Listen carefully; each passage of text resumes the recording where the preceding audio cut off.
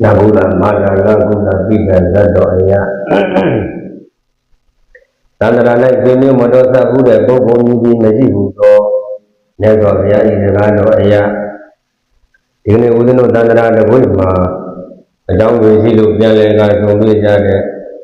Udiya Tandarana Suyang Yuhao Niyang Mahao Nibu Monma Banguro Bangua Udino Hojabe Hojalada Zidotiano Nyago Nimiro Jai Dada Aria Boglede Go Jensen Tanya Takam Yang Luga Yang Mido Yado Lulu Lala Liu Diri Lili Sasane Naja Naimari Uden Luga Kunjubare Ayo Digni Uden Utisa Dama Davema Tia Kong Lili Bige Daga Yuya Muga Kawi Gava Yasi Muga Among Jeza Uden Utiluli Mami now dia kong ni ko bige pare ai dia kong ni ko boi no ma twa ke ma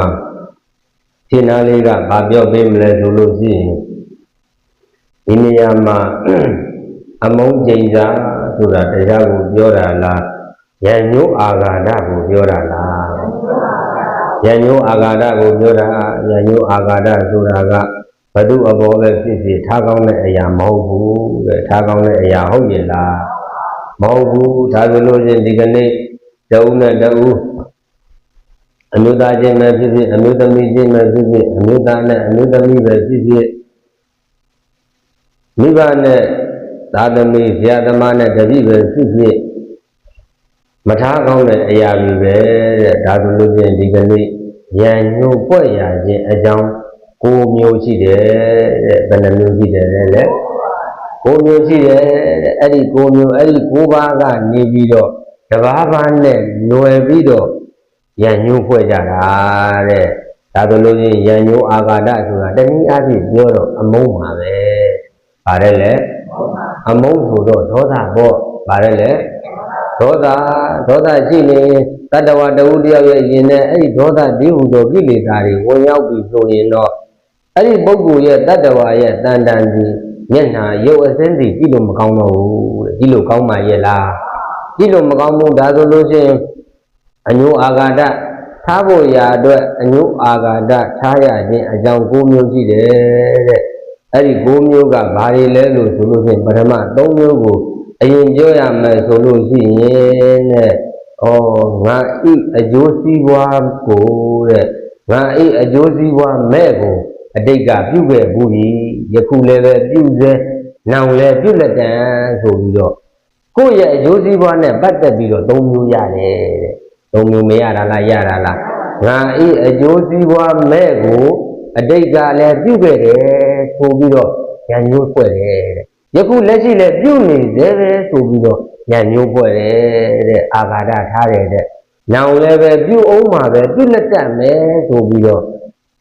အတိတ်ကပစ္စုပန်ရဲ့အနာဂတ်ရဲ့၃မျိုးကိုရည်ရွယ်ပြီးတော့အဲ့ဒီမှာအညိုးအာဃာတ၃မျိုးဖြစ်တယ်တဲ့၃မျိုးမဖြစ်တာလားဖြစ်တာလား၃မျိုးဖြစ်တယ်ငါရဲ့အကျိုးစီးပွားမဲ့ကိုအဲ့ဒီပုဂ္ဂိုလ်ဟာအတိတ်ကလည်းပြုခဲ့ဘူးဒီယခုလည်းပဲပြုစေနောင်လည်းပြုလက်တံဆိုပြီးတော့၃မျိုးဖြစ်ပါတယ်တဲ့၃မျိုးမဖြစ်တာလားဖြစ်တာလားဖြစ်တယ်တဲ့ဟောနောက်တစ်ခါကျတော့ဘာပြောမလဲဆိုလို့ရှိရင်ငါရှိခင်သောသူဤအကျိုးစီးပွားမဲ့ကိုအတိတ်ကလည်းပြုခဲ့ဘူးပြီယခုလည်းပဲပြုစေနောင်လည်းပြုလက်တံနဲ့ကိုဤရှိခင်တာယာအပ်တဲ့သူရဲ့အကျိုးစီးပွားမဲ့ကိုအတိတ်ကလည်းပြုခဲ့ဘူးပြီယခုလည်းပဲပြုစေနောင်လည်းပဲပြုလက်တံဆိုပြီးအဲ့ဒီမှာ၃မျိုးရပါတယ်တဲ့ဒါဆိုဘယ်နှမျိုးဖြစ်သွားပြီလဲ၆မျိုးဖြစ်သွားပြီတဲ့ဟောနောက်တစ်ခါကျတော့ဘာလဲဆိုတော့ငါမရှိမနစ်တဲ့တော့သူဤအကျိုးစီးပွားကိုဖြစ်အောင်အတိတ်တုန်းကလည်းပြုလုပ်ခဲ့ပြီးတယ်ပစ္စုပန်မှာလည်းပြုနေပြီးတယ်အနာဂတ်မှာလည်းပြုအောင်မယ်တဲ့သူကြတော့ကိုမရှိမနစ်တဲ့ပုဂ္ဂိုလ်ရဲ့အကျိုးစီးပွားကိုလုပ်ပေးတာကိုမရှိမနစ်တဲ့သူရဲ့အကျိုးစီးပွားကိုလုပ်ပေးရင်လည်းပဲဉာဏ်ညိုးပွက်တာပဲဉာဏ်ညိုးမပွက်တာလားပွက်တာလားဒါဆိုလို့ရှိရင်နောက်ဆုံးတစ်ချက်ကနည်းနည်းလေးတော့ဟုတ်လားနည်းနည်းလေးတော့လှည့်သားတယ်လို့လေးပေါ့နည်းနည်းလေးတော့မှတ်ရနည်းနည်းတော့ကြက်တာပေါ့ဒါပေမဲ့လို့သဘောပေါက်နားလဲတယ်ဆိုရင်တော့မှတ်ရမကြက်ပါဘူး ကိုရှိခင်မြန်လို့အပ်တဲ့သူရဲ့အကျိုးစီးပွားကိုလုပ်ပေးတာပထမတုန်းကတော့ကိုယ့်ရဲ့အကျိုးစီးပွားမဲ့တွေကိုလုပ်ပေးတာနောက်တစ်ခါကျတော့ကိုရှိခင်တာယာအပ်တဲ့သူရဲ့အကျိုးစီးပွားမဲ့ကိုလုပ်တာအဲ့ဒီ6ပါးပေါ့ဟောနောက်တစ်ခါကျတော့နောက်ဆုံးကတော့ကိုမရှိခင်မနှစ်သက်တဲ့သူရဲ့အကျိုးစီးပွားကိုဖြစ်ထွန်းအောင်အတိတ်ကလည်းပြုလုပ်ခဲ့ပြီးတယ်ယခုပစ္စုပန်မှာလည်းပြုလုပ်နေစေဟောအနာဂတ်မှာလည်းပြုလုပ်လက်တန်းဆိုပြီးတော့အဲ့ဒီဝိထု9မျိုးကိုအကြောင်းပြုပြီးတော့ရန်ညိုးဆိုတာဖြစ်ပေါ်တယ်တဲ့အညိုးအာဃာတဆိုတာဖြစ်ပေါ်တယ်တဲ့အဲ့တော့ဒီကနေ့ဦးဇင်းတို့အဲ့ဒီဇတ်တော်ရဲ့သုလသုပတ္တဇတ်ဆိုတာကဒကာကြီးဒကာမကြီးတွေလည်းပဲဟဲ့လားညာတော်အားဖြင့်ကြားဘူးပြီးသားပဲမကြားဘူးလားကြားဘူးလားဦးဇင်းတို့ကဇလန်းကိုအရှိမပြောပါဘူးဟုတ်လားဦးဇင်းတို့ကဥပမာအနေနဲ့ထုတ်ပြပြီးတော့တရားသားအနေနဲ့မသွားရမှာလားသွားရမှာတရားနဲ့ဥပမာဥပမေယပြန်ဟပ်ပြီးတော့နောက်ဆုံးသိရမှာပေါ့ဟုတ်ပြီဒါဆိုလို့ချင်းဒီကနေ့သုလသုပတ္တဇတ်ကိုဦးဇင်းတို့မသွားခင်မှာဒီကနေ့တရားဟောရခြင်းတရားဟောတဲ့နေရာမှာမနေ့ကလည်းဦးဇင်းတို့ပြောခဲ့ပါတယ်တရားဟောတဲ့အခါမှာဟောခဲ့နာခဲ့အတိခဲ့ပြည့်ရန်အလုံးခဲလို့ဟောမပြောခဲ့တာလားပြောခဲ့တာပြောခဲ့တယ်ဒါဆိုလို့ချင်းတရားရည်စက်နာယီဝက်ထိုးထွက်ဘိုးလိန်လူမျိုးညင်းဒါလည်းမပြောခဲ့တာလားပြောခဲ့တာတရားတအားရှိနေလို့ရှိရင်ဒကာကြီးဒကာမကြီးတွေသိချအဖုံးနောက်မပင့်တော့ပင့်မအောင်မလားမပင့်တော့ဘူးအလူတရားပွဲတို့အဓိကကတော့အလူတရားပွဲတို့ကထိန်တရားပွဲတို့အဲ့ဒါအဓိကဟုတ်လားသတိထားရတာပဲညာပွဲတွေကြတော့သတိထားကြမလို့ဘူးညာပွဲကြဘာဖြစ်လို့လဲဆိုတော့ညာပွဲကြတော့ဒီတရားပွဲကိုနာရအောင်လာတဲ့ပုဂ္ဂိုလ်ကြီးပို့ပြီးတော့တရားပွဲတစ်ခုပဲရှိတယ်တစ်မျိုးပဲရှိတယ်ဟုတ်လားအလူတွေပါနေကြတော့